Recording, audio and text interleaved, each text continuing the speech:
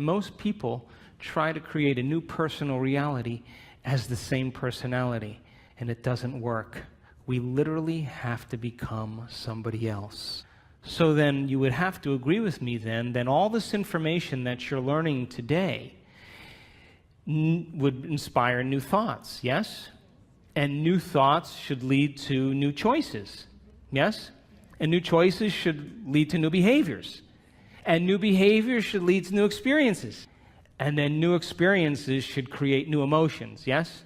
And new emotions should inspire new thoughts, and that's called evolution, yes?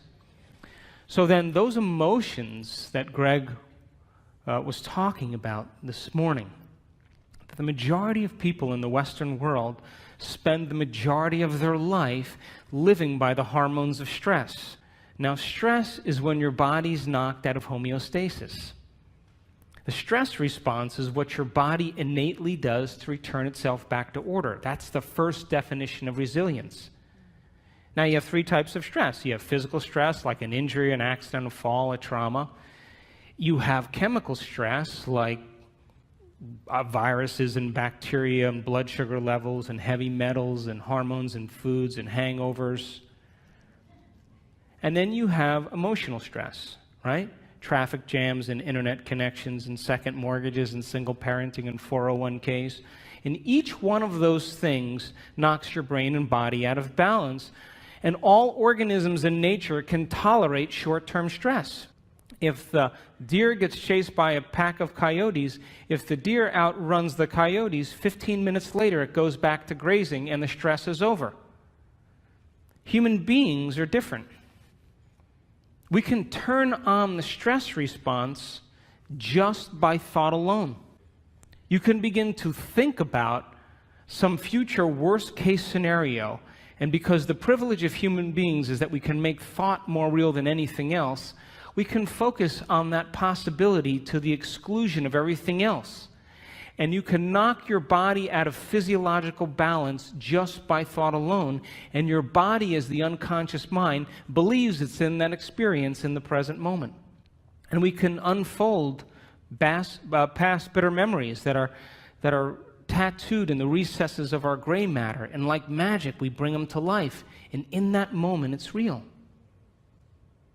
And so the hormones of stress long-term push the genetic buttons that create disease, and no organism can tolerate living in emergency mode for extended periods of time.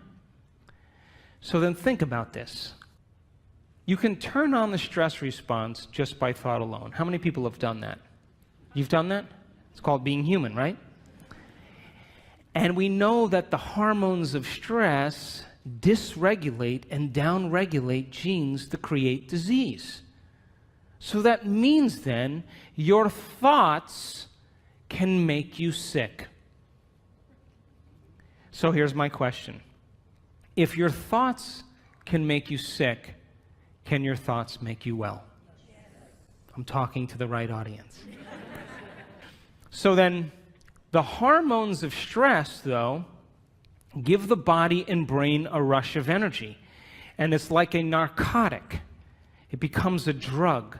And people become very addicted to the adrenaline and the stress hormones. And they use the problems and conditions in their life to reaffirm their emotional addiction so they can remember who they think they are. The bad relationship, the bad job, the terrible circumstances, all of that is in place because the person needs that to reaffirm their emotional addiction. Because God forbid they couldn't feel anything. So then if the hormones of stress become like a narcotic, and you can turn on the stress response just by thought alone, then we could become addicted to our own thoughts. How many people are still with me? So then if you become addicted to your own thoughts, when it comes time to change, then you can understand then, just like an addict, the moment you're no longer thinking certain thoughts that are making certain chemicals for you to feel a certain way, and those feelings drive the same thoughts. You know, like if you have an insecure thought, you begin to feel insecure, right? Come on.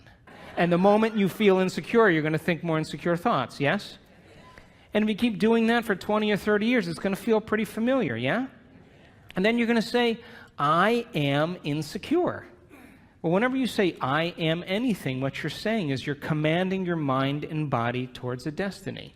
So if the body has been conditioned to the mind of insecurity, don't you think then the moment you're no longer going to think insecure thoughts and fire and wire those circuits in your brain and then produce the blend of chemicals for you to feel that way, don't you know your body is going to do what? It's going to look back up at your brain and say, hey, I modified my receptor sites for you. We've been doing this for 20 years. I'm counting on those chemicals coming. Now you're just going to stop? And it's going to start sending signals back to the brain. And the hardest part about change is not making the same choice as you did the day before. And so these people understood that their 20 years of hatred, or their 30 years of anger, or their 15 years of fear or insecurity was the very reason that they were sick. And because feelings and emotions are the end product of past experiences, and we can remember experiences better because we can remember how they feel, if the environment signals the gene and the environment produces a chemical reaction, then as long as you're feeling the same way every single day, there's no new information coming from the environment, and you keep signaling the same gene. How many people are with me? So then the emotions of anger and aggression and hurt and hostility and hatred and prejudice and fear and anxiety and insecurity and hopelessness and powerlessness and depression, guilt and shame, those are all familiar emotions to us because we've experienced the events correlated with them. How many people are still with me? And it's those emotions that are derived from the hormones of stress. And if you keep knocking your body out of balance, that imbalance becomes the new balance, and you're headed for some type of disease. And these people began to realize that they had to change that. And when we react to something or someone in our life, there's always a change in our chemical state. We're altered in some way. And if you don't know how to control your emotional reaction to that event in your life, and that chemical refractory period continues for hours or days, that's called a mood. What's wrong with you? I'm in a mood. Oh, really? Why? Thought you'd never ask. Well, this thing happened to me 5 days ago, and I'm living by the same emotional reaction. Now, if you keep that refractory period going on for weeks or months, that's called a temperament. Why is he so angry? I don't know. Why are you so angry? Well, this experience happened to me 9 months ago, and I'm living by the same emotional reaction. One long refractory period. And if you keep it going on for years on end, that's called a personality trait. And most people wear their emotions layer by layer, and they believe that's who they are. And there was an article in Scientific American just 2 months ago that scientists said that 50% of what you say about your past is not true. Because you're not the same person. You make up stuff. And so then, if feelings and emotions are the end product of past experiences, now stay with me. Did Greg say we need to think differently? Yes?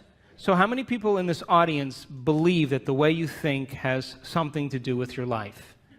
You do, yes? Okay, so feelings and emotions are the end product of past experiences, yes?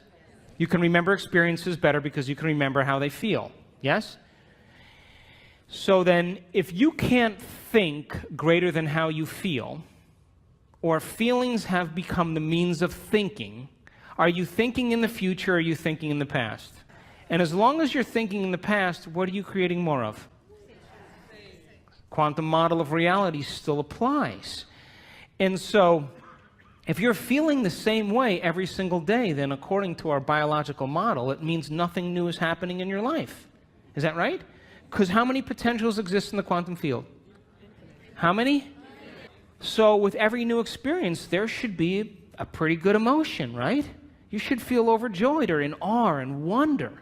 or excited or inspired or in gratitude or appreciation, an elevated emotion. But living by those same familiar emotions means nothing new is happening in your life, and the body as the unconscious mind, as long as we're living in the same familiar feelings, is believing it's in the same past experience 24 hours a day, 7 days a week, 365 days a year. And if the body's become the mind of that emotion, then the body literally is living in the past. And we can't create a new future holding on to the emotions of the past. So these people began to realize that no one or nothing was worth it, and that the hormones of stress endorse the ego for us to become selfish. Because when an animal is threatened by something in its external environment, the job of the organism in emergency and survival is to take care of the self. And we identify the self as a body in the environment and in time. When the zebra is being chased by the lion, she's only concerned about three things. Her body, like I better take care of this, so I better put my attention on it. The environment, where am I going to go? And how much time do I have to get there?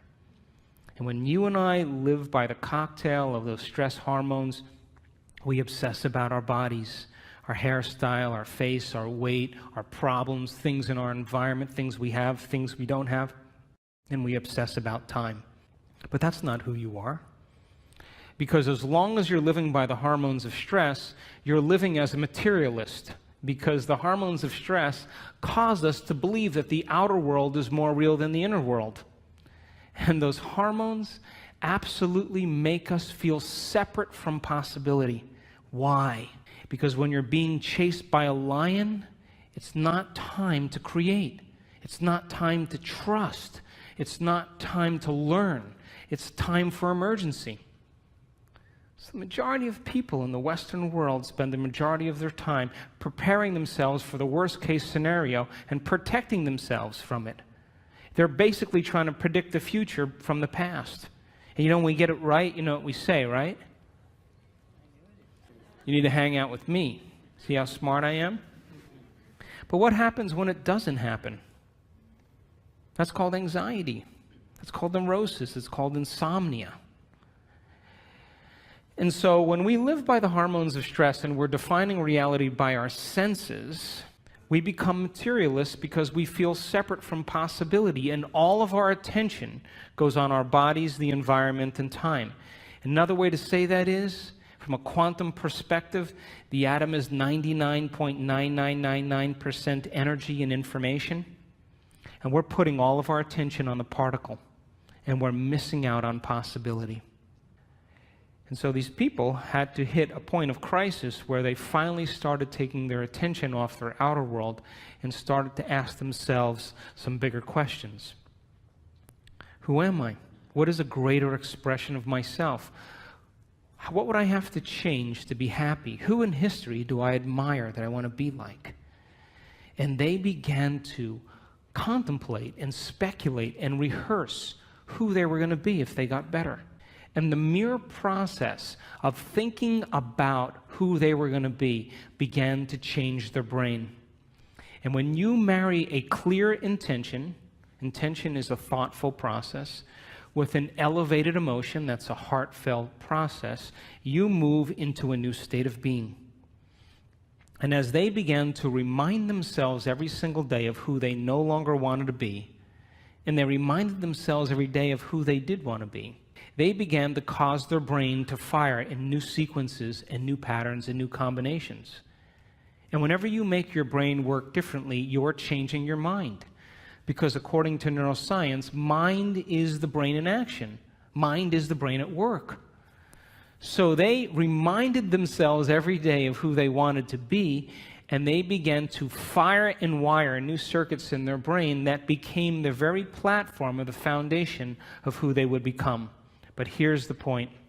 They said, I'm not getting up from this meditation until I feel like that person. Now, The privilege of being a human being is that we can make thought more real than anything else. And when the thought in their mind became the experience, their heart began to open, and their body, as the unconscious mind, began to believe it was in that new future, in the present moment, and they were literally signaling new genes in new ways ahead of the environment. And as they began to fall in love with themselves and gave thanks before it was made manifest, the emotional signature of gratitude means the event has already happened. And so now they were giving their body a taste or a sampling of the future in the present moment. And every day they did it over and over again. And they were unmemorizing emotions that kept them connected to the old self. And they were reconditioning the body to a new mind and to a new emotion. And that heart of theirs began to open. And they went from selfish to selfless. And they moved from a state of survival to a state of creation. And when they were no longer thinking and feeling in the same way, they moved into the fourth quality. They had long moments where they lost track of time and space. What they were doing in their inner world became so real to them that when they opened their eyes, they thought it would be 20 minutes later, and it was an hour and 20 minutes later.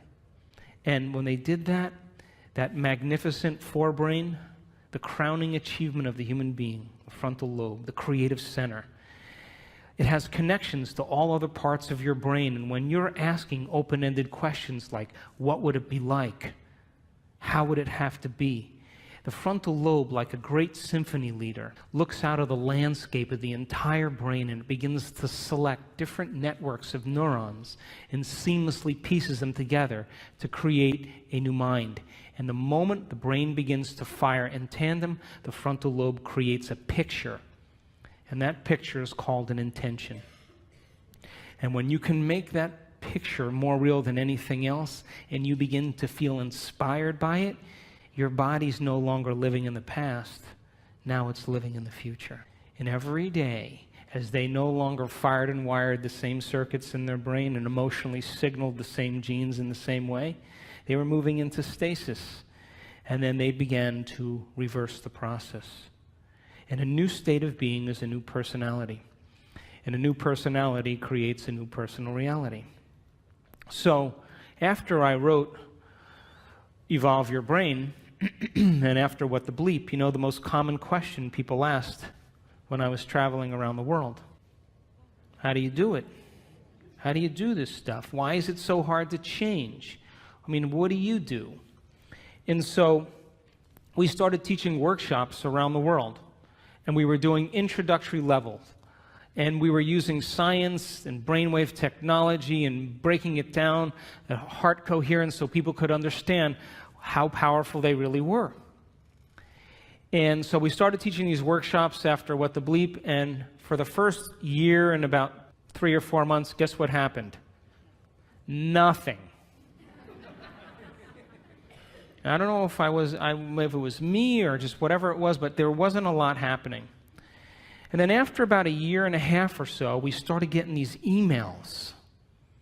You know, people coming to the events, and the first line of every email was always the same.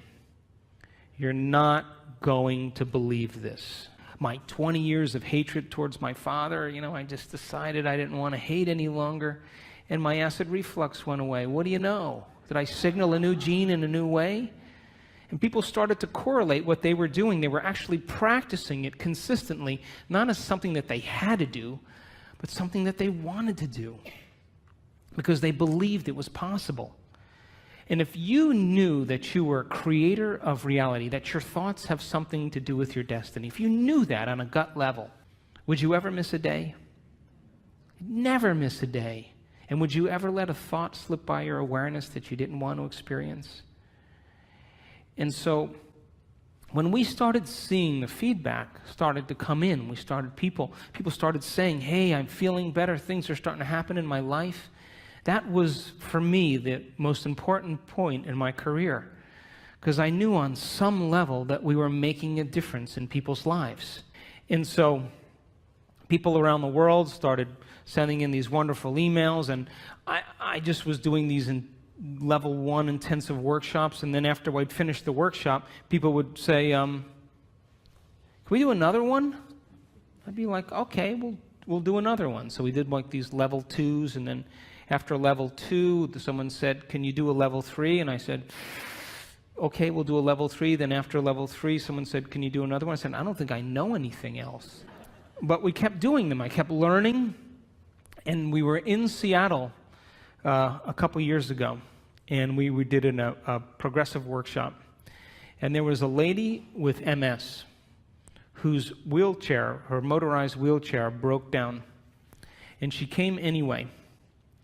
And by the end of that event, she was walking across the room, unassisted, with no limp, and the motor functions in her leg came back. Now, I have to tell you, I was more surprised than anybody. Because now I knew that we were signaling new genes in new ways in real time. That, I mean, we could talk about genes forever, but your genes are a library of potential. They're a library of possibility. They're a parts list. And when you begin to do something differently, when you begin to think something differently, when you begin to experience something differently, when you begin to emotionally embrace something differently, you're literally changing your genetic expression. And when you turn on new genes or activate new genes, those genes turn on to make new proteins. So then, people were literally turning the genes off or down-regulating the genes that had to do with their disease and up-regulating new genes right in their meditation, and their body began to change before our eyes. We did another event then, a few months later, and another lady with MS was dancing around the front of the room. Now, there's a scientific part of me that I just couldn't overlook this. And I became very, very passionate about this idea called information to transformation. And I said that if it's happening in real time, people are doing amazing things. Common people just like you give them information, really profound information that has to do with the truth of the way reality really is. And you begin to have them share that information where they can repeat it. They're wiring it in their brain. Would you agree? If you can repeat something, it's in there, yes? The latest research that was done by Kandel, the Nobel Prize laureate, he said that when you learn a new bit of information, you double the connections in your brain in certain areas from about 1,300 to 2,600 new connections. As a matter of fact, every time you learn something new, you're making a new connection in there. That's what learning is. So he saw that you increase the number of connections in your brain just by learning a few bits of information, but if you don't revisit that information and review it, those connections prune apart within hours, within days. So it's important then for students to be able to learn the information and then repeat it. And then that information, then there should be some instruction, and to demystify it so that they can understand that they can have a new experience. And that new experience should produce some type of transformation. And if it's happening in real time, we should measure that transformation in our seminars. And if we can measure that transformation and begin to interpret it, synthesize it, all of that information then that we've measured is more information to teach transformation better. And if people continue to transform and we measure it, that's more information to teach transformation, and we begin to close the gap between knowledge and experience. How many people are with me? So this year, in February, we did our first advanced workshop, and we had people from all over the world come, and it was in Carefree, Arizona. And I brought in a team of technicians and neuroscientists, and we brought in a physicist from St. Petersburg, and I wanted to begin to measure transformation. And we measured the energy field of the room, because everybody says, oh, wow, the energy was really great in the room. Well, I wanted to see if there were physical changes taking place in the room. I wanted to measure the energy field around people's body. That if photons become excited and you begin to experience elevated emotions, emotions are just energy. And as Greg talked about, the coherence that's created from an elevated emotion broadcasts a signal into the field that is feet to meters wide. And then if we could measure all of those things and we can consistently have people retreat from their life for 4 days to no longer return back to the same environment that reminds them of who they think they are. So for 4 days, people retreated from their world. And we started at 6 in the morning, and we went till around 6 or 7 at night. And these people were passionate about transformation. And we recorded amazing things. And I'm going to show you some of those pictures after we take a break.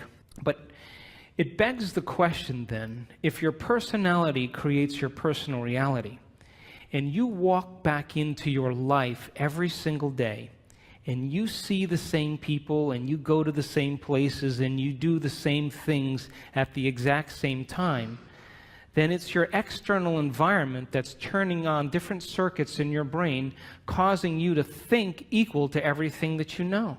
And as long as your same environment reminds you of who you are, and you're thinking equal to your environment, then your personal reality is creating your personality. And there's a dance between the biology in your inner world and the experience in your outer world, and that tango is called karma.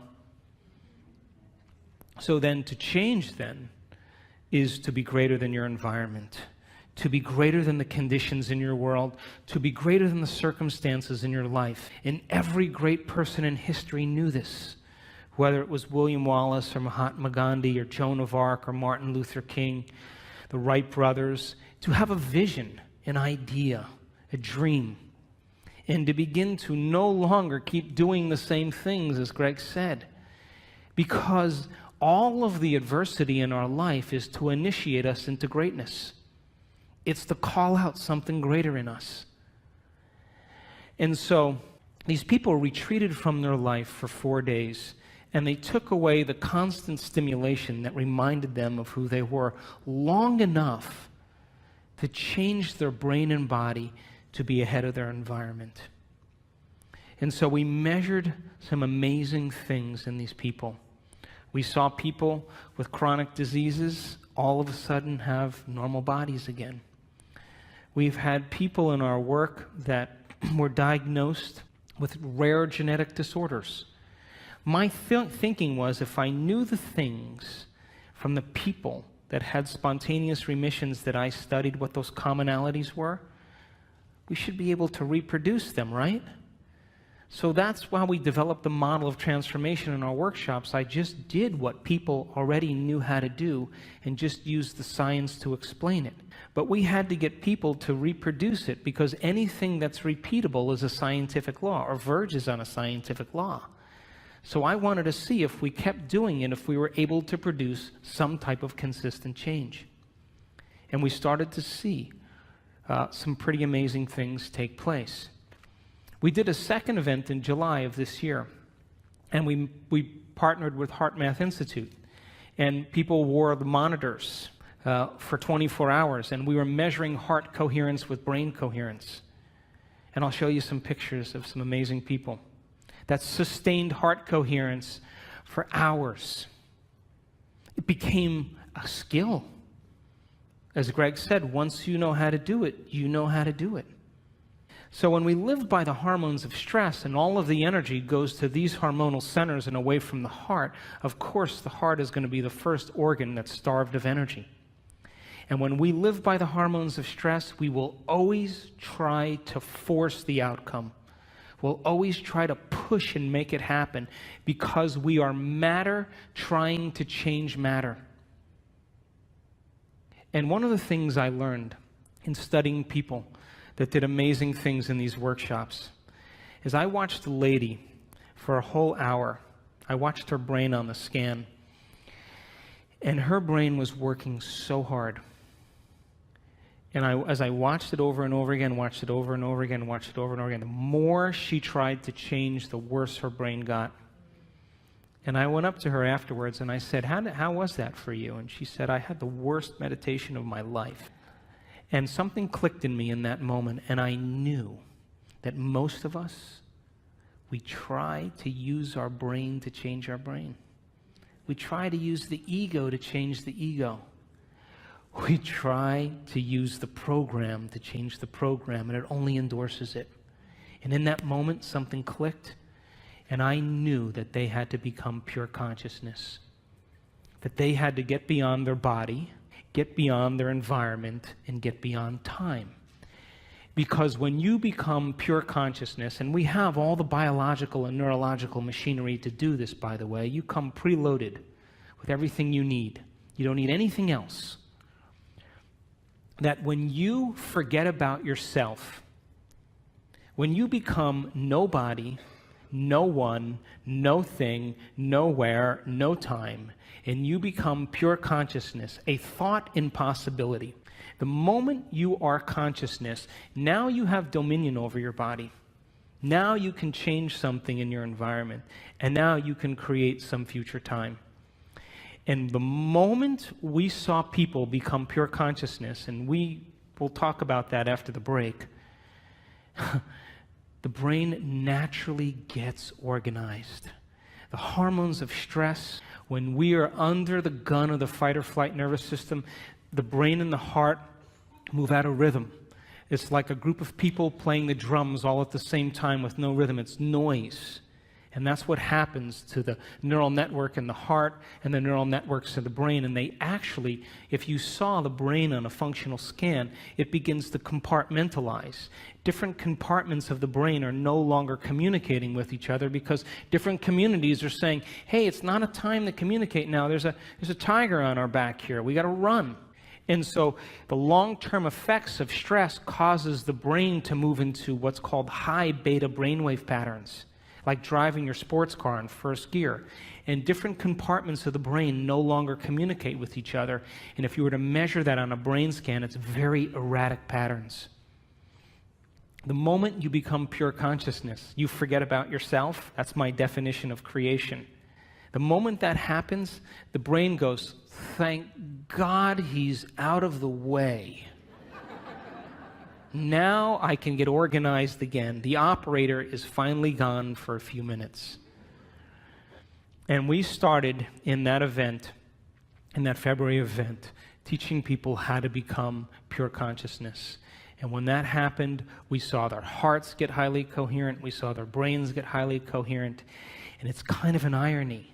If you want to change something about your body, you got to forget about your body. You want to change something, problem in your life, you got to forget about your life. You want to create some future time, you have to forget about time. And you have to become no face, no gender, no profession. You have to become pure consciousness.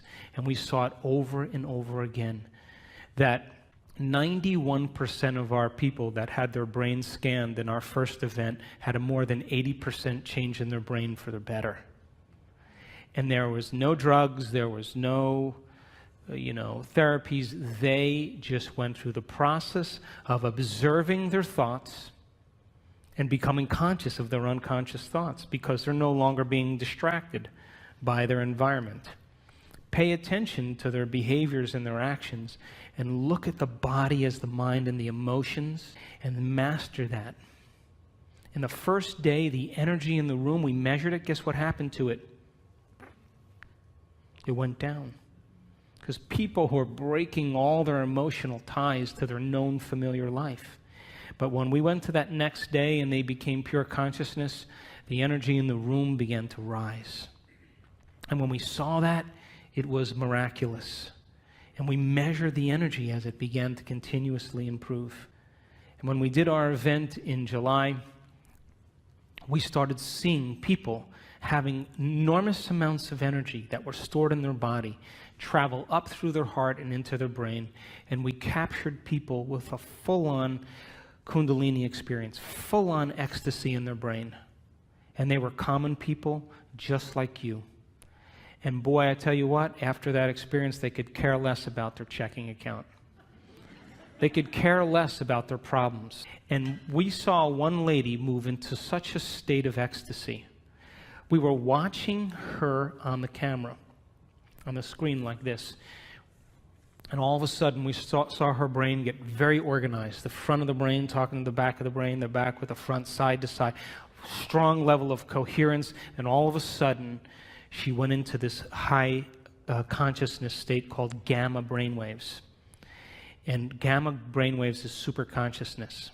And I looked at that screen, and I looked at the neuroscientist, and I looked at him again, and I said, I think she's in ecstasy. And we turned around, and she had tears running down her face. She was so connected to something greater. She didn't want the experience to end.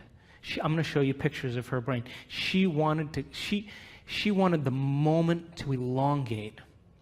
She felt so connected, and all of a sudden, when that posterior pituitary turned on and released all that oxytocin into her brain, guess what it did to the amygdala where all the stress circuits are?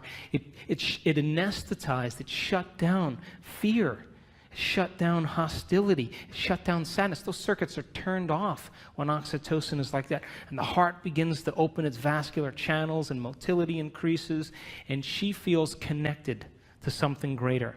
And she would never try to force the outcome in that moment. She's already connected to the outcome. She's trusting in the outcome. And we saw it with more than one person.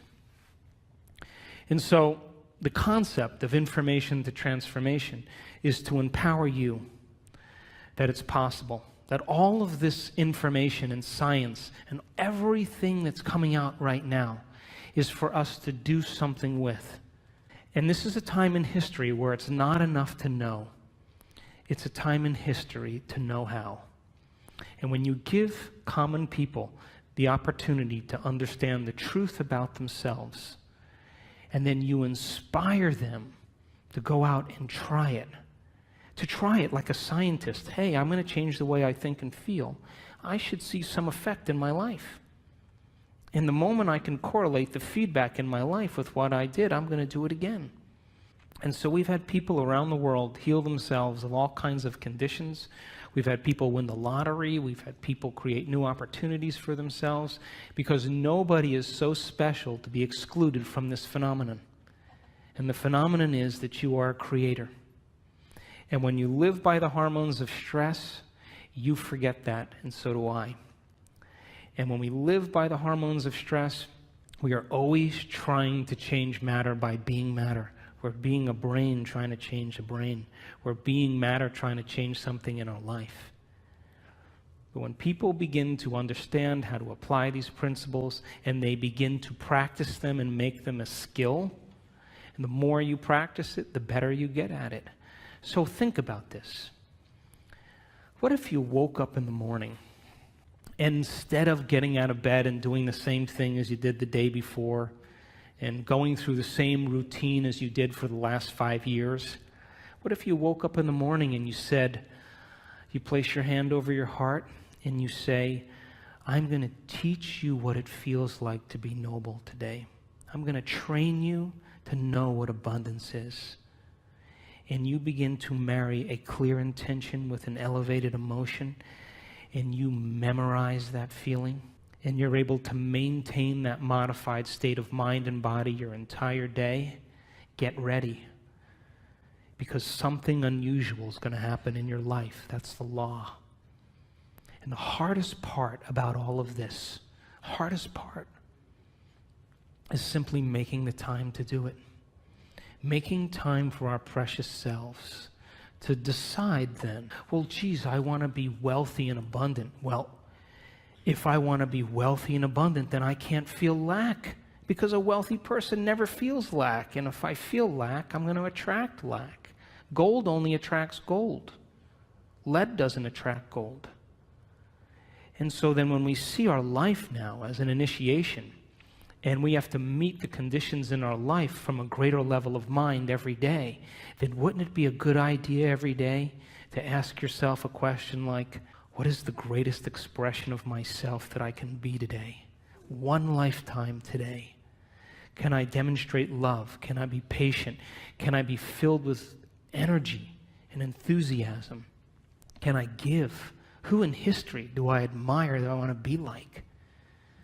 And you begin to rehearse a new way of being and begin to install the neurological hardware in your brain so you have the circuits in place that when you open your eyes, you're somebody else, and you get that heart-centered emotion going. You move out of these survival centers, and the moment you open your heart, it's a fact. The Heart Math Institute did the research. Take a clear intention and marry it with an elevated emotion, and you change matter. You alter DNA at a distance, because the thoughts you think are like the electrical charge in the quantum field, and the feelings that you emote are like the magnetic charge. And how you think and how you feel broadcasts an electromagnetic signature that influences every single atom in your life.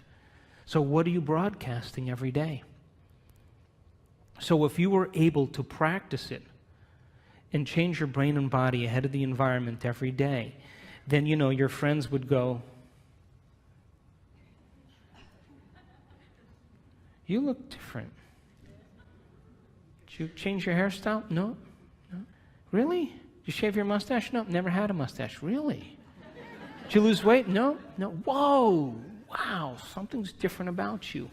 Because they're sensing a change in energy. And when you change your energy, you change your life. How many people are with me? So, great time to be alive, would you agree? We signed up for this. But listen, you can't stand up and in the name of spirituality say, "Hey, let's all live in gratitude," and get in your car and be like, "Hey, get out of the way," cut people off.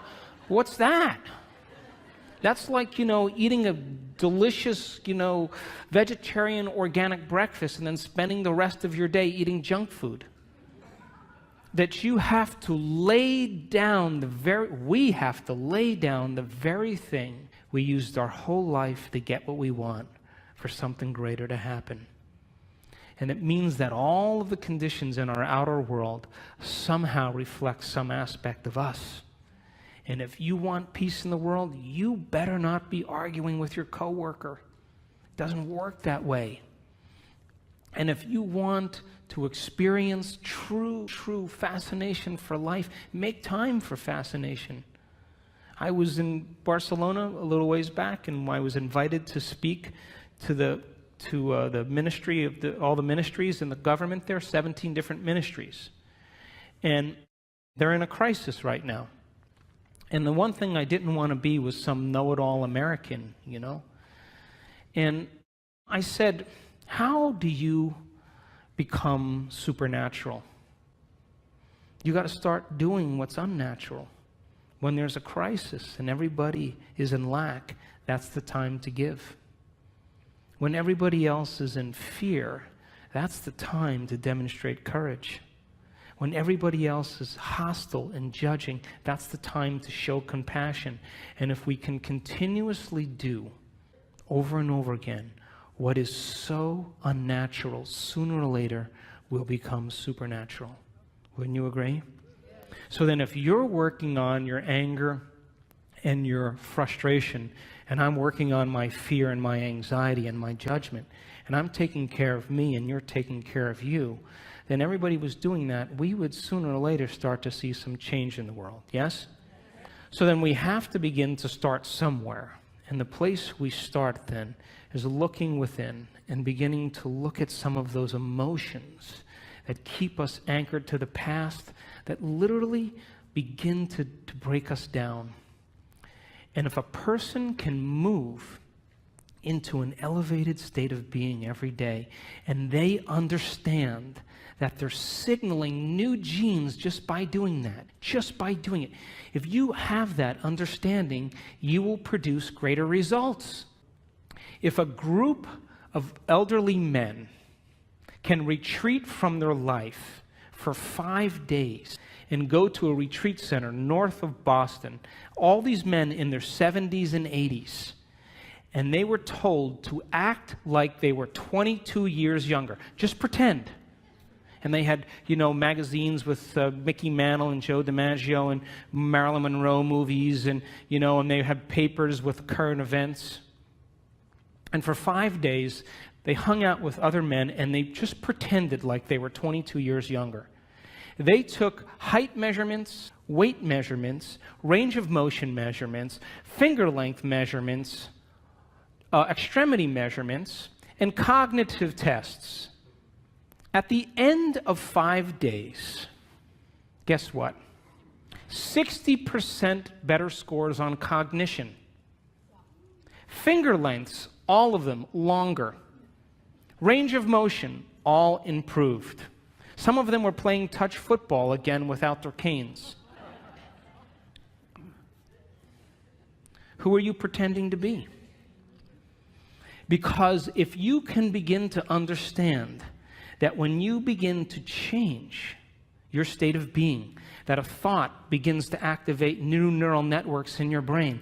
New neural networks in your brain begin to fire and wire to create a hologram or a picture. That hologram or picture signals the limbic brain to make neuropeptides. And neuropeptides are chemical messengers that signal hormones. And hormones and neuropeptides begin to dock on receptor sites of cells. And cells begin to get a new message and signal new genes. And new genes make new proteins. And new proteins means the expression of life. And the expression of life is equal to the health of your body, just by changing a thought. So then, if you woke up every morning and you pretended to be genius of the universe, unlimited mind, healthy, you would probably have to stop on the side of the road with your pen and write down the download that you were getting from the field because you never thought in that way.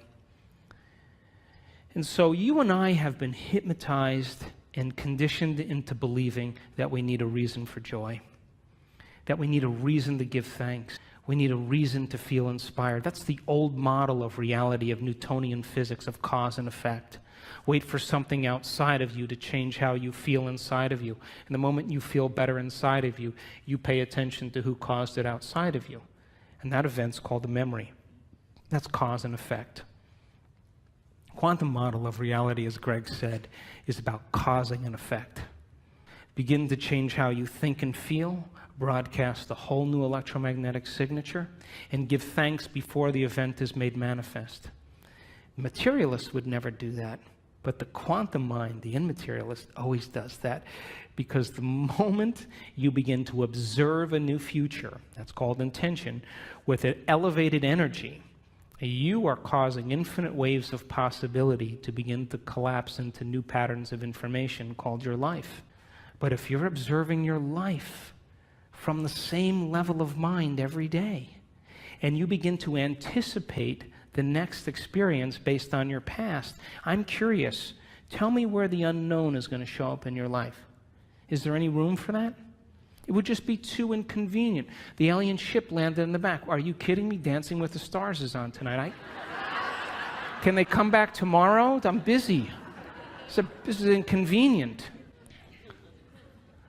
So this is a time in history where we have to meet these challenges with a greater level of mind. And we can't keep doing the same things, thinking the same thoughts, performing the same actions, and living by the same emotions and secretly expecting our life to change. We have to meet all of these challenges, and we have to be the heroes and the heroines that begin to leave a legacy in this particular time. There's a stigma that you and I have been conditioned into believing that all leaders get it in the end. Abraham Lincoln, Martin Luther King, William Wallace, Joan of Arc, they all got it in the end. It's a subconscious conditioning that leaders somehow pay the price with their life. You ever see a group of birds that all move in the same direction? You ever see the fish that all swim in the same? If you study that phenomenon in biology, that's called emergence. You would think that there's a leader. It's a top-down phenomenon. Turns out there's no leader. It's a bottom-up phenomenon. Everybody is leading. There's one mind, one consciousness. So you can't take out all leaders if everybody's leading now, could you? So this is a time in history where emergence is the model, that we have to lead by example. And all of this information is to empower you to understand that it's possible.